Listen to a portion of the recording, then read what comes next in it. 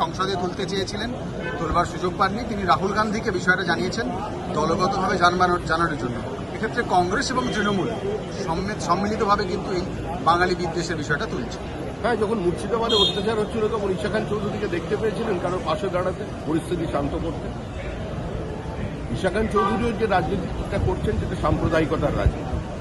এদের এই রাজনীতির কারণে যে লক্ষ লক্ষ পরিযায়ী শ্রমিক আছে এবং ছোট ছোট কাজ করছে যারা বিভিন্ন জায়গায় চাকরি করছে, বাঙালিরা তারা বিপদের মধ্যে পড়ছে।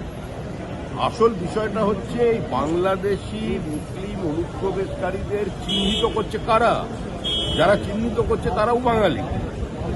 কারণ প্রত্যেকটি রাজ্য কেউ জাতীয় নিরাপত্তার সঙ্গে নিজের রাজ্যের আভ্যন্তরীণ নিরাপত্তার সঙ্গে আপোষ করতে চাইছে না, তাই বাঙালি বাংলাদেশিকে চিনিয়ে দিচ্ছে।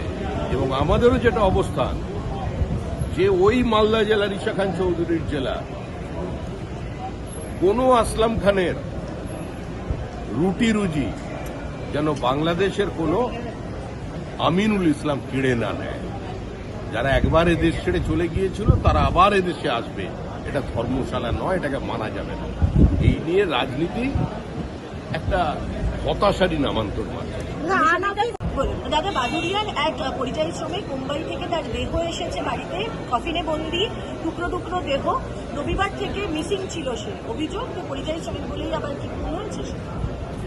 এ ধরনের ঘৃণা বা এ ধরনের অবাস্তব কথাবার্তা যারা বলছেন তারা পরিযায়ী শ্রমিকদের সর্বনাশ করছে। মমতা বন্দ্যোপাধ্যায় তার সরকার প্রত্যেকটি পদক্ষেপে ব্যর্থ হয়ে গেছে। প্রাতিষ্ঠানিক লুট দুর্নীতিতে আজকে যখন পুরো সরকার একটা অচল অবস্থা তৈরি করেছে তখন এ ধরনের নন ইস্যুকে ইস্যু বানানোর চেষ্টা করছে। আজকে তো আরেকজন পরিযায়ী শ্রমিক খুন হয়েছে, আর পুলিশ গ্রেপ্তার করেছে কাকে? সেই পরিযায়ী শ্রমিককে স্ত্রী এবং তার প্রেমিককে।